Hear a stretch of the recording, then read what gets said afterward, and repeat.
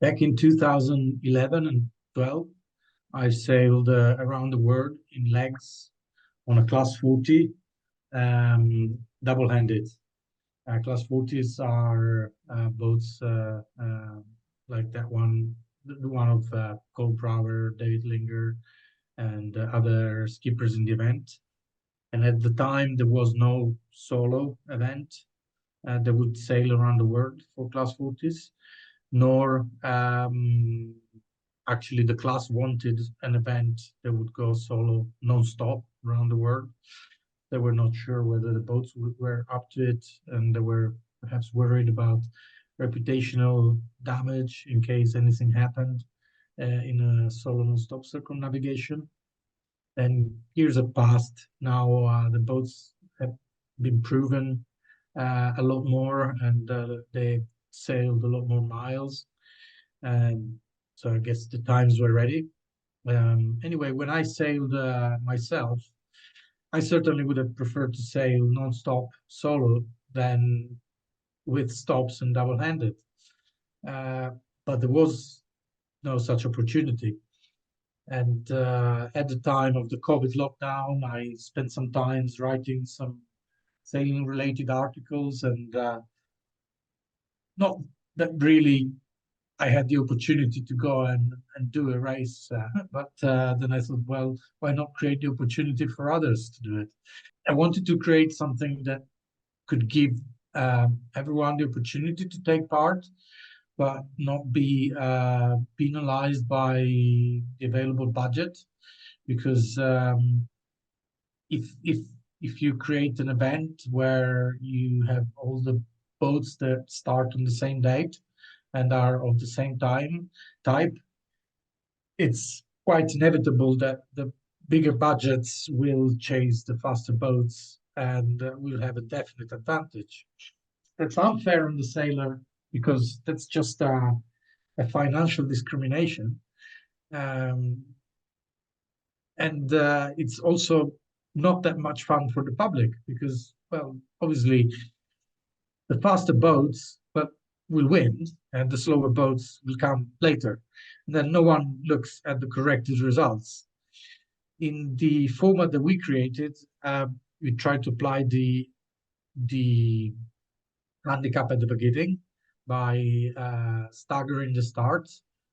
Obviously, it's not an exact science, but we think we did pretty well. Coming to Ronnie, he's sailed an extremely good race from the start. He obviously had some technical issues, which imposed him to take care of the boat and slow down at times and not push too hard. He knew that pushing too hard could have meant putting an end to circumnavigation. And certainly when he was north of the Kerguelens, he had less than 300 miles to coal, which meant that he was really in contention for first place, given that they were not even yet halfway around the world, and 300 miles around the world race is absolutely nothing. They can cover 300 miles in a day, on a good day. So then obviously when he had the problem with the mainsail, he lost 300 miles just out of that one day or couple of days where he had to slow down, and that probably was bad hit to morale because he must have felt very frustrated that just one. It wasn't the first problem, but that one problem in particular just suddenly put him at such a disadvantage. And then he looked at the overall picture and he said, well, I can try to chase and risk to break, or I can ensure I finish the project properly with a sound boat that is capable of taking me the other halfway around the world, because it's still a long way, and make sure I don't waste all the work put into this project. So I understand that he was faced with a difficult decision because to carry on with just one autopilot, and the mainsail, which had ripped in places which I think it's understandable why they ripped. It's probably caused by the lazy jack lines. With more time to prepare the boat, or having had the sail for longer, he probably could have those issues. But his campaign has been a rush to the start, so some of the details were lost in preparation to the start, and unfortunately have emerged halfway through the circumnavigation. So I think his call to pull into Hobart is certainly, from a seamanship point of view, a very sound one, because he could have kept chasing coal and then maybe had a problem with the autopilot mid-Pacific, and that's not a nice place to have such a problem. He was still, and Hobart is the stop that makes you lose the least amount of time. You pay your 4 days, but you don't pay much more. We're gonna take some more sails off just to get them out of the way, and then we're gonna do some mast work. Just inspecting some things, not really making too many adjustments, but inspecting some things because we have a chance to inspect some things halfway around the world. So I borrowed a mast jack. I'm not sure who borrowed it, who dropped it off, but we got a mast jack from someone. So we're gonna jack the mast up and then detune it so we can check the pins and some other stuff related to the masts. We'll actually probably do that work tonight or tomorrow. And then yeah, just gonna be going through the boat, knocking out some maintenance jobs and hitting our big ticket items. The mainsail's already getting serviced, and then once the wind dies down, we'll take the jib off as well, and we'll get some work done to that, and hopefully get out of here in 3 more days. So Ronnie is certainly doing extremely well. He's now obviously a few days behind Cole, and it will require for probably some favorable or unfavorable, depending on who you're rooting for, whether to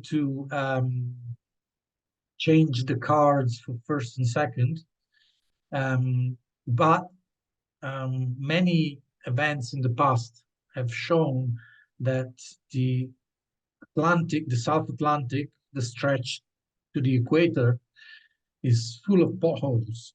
There's at least 2 episodes of the Vanda Globe in 2012 and 2020 where the leader at Cape Horn lost his first place to the finish in that stretch, even with considerable advantage. And so it makes for a very tactical finish. And so we could see a scenario where boats after Cape Horn take very different routes and opening up strategical opportunities.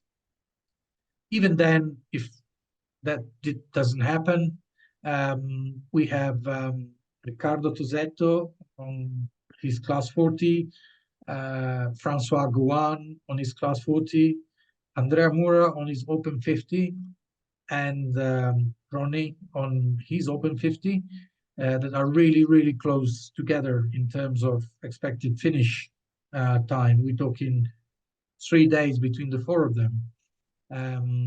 Actually, as of today, the expected finish between Andrea Mura, who's before Cape Dewin, and Ronnie is measured in hours. So technically, they could be fighting for the finish, the 2 open 50s in the event. So I think there would be still plenty of excitement, and anyone that thinks that games are over, these are the rankings, just doesn't probably have any idea of the distances that we're talking about, because boats are just now approaching the midway point. It's a huge, enormous challenge. It's just such a long way that anything can happen. Yeah, so we have winds data here, which means that both of our instruments at the top are still working. So the primary one, which is like the really good one that's curved, the primary one has been working fine the whole time, knock on wood. And then there's a little one underneath it that's our backup. We have a third backup that goes on the back. If we lose everything up top, we have a third one on the back. But you know, we have the winds data now. This is our backup instrument, and it's reading. Yeah, that's proper. And then as soon as the GPS picked up, now we have course over ground, speed over ground, and then true wind speed, which you need GPS and that. So yeah, our wind instruments, our backups are working. So that's a good sign. So now I'll unplug the backup and I'll plug the primary back in. Again, this was a test that I've been wanting to do for a while, but I didn't want to do it at sea. I mean, you could, but there's a good chance the boat will actually crash itself when you do that. When you developed the rules, what was the reasoning behind the minimum 4 days stop if you had to stop? I tried to work out what would be a penalty that would be big enough so that it would not make sense to plan it, because one could say, I'll sail to Hobart and restock the boat, refuel, everything, and restart. But if you're trying to win, it doesn't make sense. 4 days is too much to pay to try to plan it into your route. On the other hand, I didn't want the penalty to be too big so that boats would not do the right thing according to a seamanship approach and stop if they needed to. And I think Ronnie is a perfect example, because I think if the penalty had been longer, he may have decided not to stop. And the goal of the penalty is not to punish. It's simply to keep the event fair, so that you cannot plan a stop and have a competitive advantage. But the penalty then is not that big. And in fact, Ronnie has stopped when he was in third place, and he restarts having kept his third place. He hasn't lost any positions. Obviously, he's certainly lost a lot of miles from Cole. He's lost in excess of 1,000 miles from the time he started diverting towards Hobart. And if you think about it, it's about 1,100, 1,200 miles. They do more than 200 miles a day. So you see, it's a little bit over 4 days because of the detour. But without the detour, stopping in Hobart wouldn't cost you that much in terms of just the detour itself. The faster boats left later, and with this stop, I mean, I've been watching the tracker. There seems to be some light wind coming out of Hobart, and these faster boats seem look like they're coming right up on Ronnie. Do you think Ronnie will? I mean, if you had to conjecture, do you think Ronnie will be able to hold on to his third place on the water? He should be able to, because I must admit I haven't looked today, but I was concerned for him yesterday because he was getting out of Hobart in light winds, but he was moving along and wind was coming to him, so I wasn't specifically concerned. I haven't looked today to see if the situation has changed, but yes, he should be able to keep his position, his third position on the water ahead of Riccardo Tosetto, who's not been particularly fast in the last 2-3 days as well, which helps. He's lost ground to the fourth placed boat on the water, which is Francois Gouin, who's improved his pace. It also has to be said that Ronnie, up to that point, had been faster than those two boats. So there is no reason why he should not manage to keep on being faster. So as long as he rejoins around their position, just in front or even just behind, he should be fine to re-overtake them, especially if he's got renewed confidence in the boat, then he can push a little bit harder. Calling the cards now is still way too early. So what you're saying is there's still a ton of really exciting sailing coming up. Yeah, I think so. I think what makes it exciting is that the first boat is not the faster boat now. And so, well, he has to keep it up to win. If he slows down, he doesn't have to faster boat. That's what I was just telling the boys. They were David was saying that I seemed fairly calm, and I was just like, well, the thing is that you just have to take it one day at a time every day. So. Yeah, we've been thinking of you. You're doing a good job out there, and it's nice and steady. It's been very good, and I'm glad it's working out for you. Yeah, there's actually a little bit less pressure in some ways because I'm not really racing for the win anymore because I'm quite far behind now due to some technical issues and then making my pit stop. But I'm not losing really any positions right now, actually. I've just lost my lead over the boats behind me. And I know I'm faster than those guys. So honestly, now I'm not going to be pushing as hard because there's not really the incentive to push as hard. And so now I'm going to be sort of just comfortably, cautiously cruising, trying to maintain third place, which if I can get a podium, that would be great. But it's so in many ways the pressure's off. So. Well, then I guess my last question is, how do you feel it's going so far, and are you excited to see what transpires in the next 2 months? Well, I'll be honest. I don't think it could be going any better than it is going because the numbers we are seeing in terms of traffic have just gone absolutely parabolic.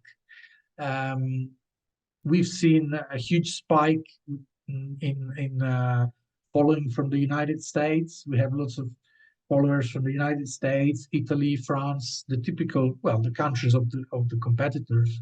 And we are very, very pleased with the amount of following, especially because I think it is giving exposure to the sailors, which they do deserve.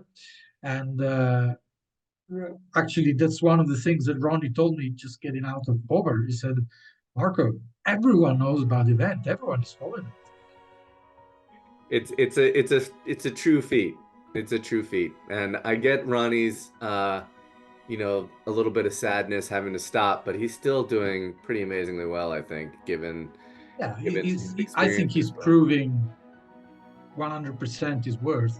And if he has plans for the future, I'm sure that he's shown he can do and deliver.